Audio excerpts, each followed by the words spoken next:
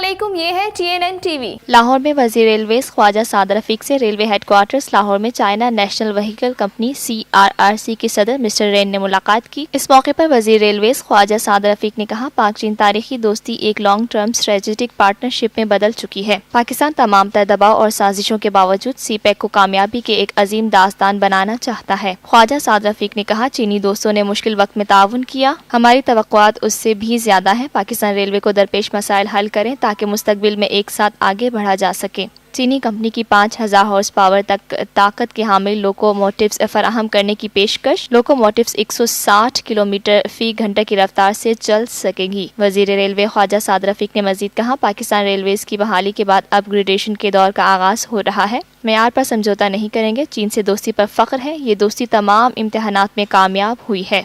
China national vehicle company CRRC के सदर mister rain ने कहा, हमारे कारकुन डेंगू के बावजूद वापस नहीं गए। 6 कारकुन डेंगू का शिकार हुए। चीन की rolling stock manufacturing company America की कंपनियों के मुकाबले में कम कीमत पर लोकोमोटिव्स सप्लाई कर सकती है। देखते रहिए ताज़ा तरीन खबरें और exclusive reports. Lotus Lake Towers, a groundbreaking endeavor by Lotus Properties.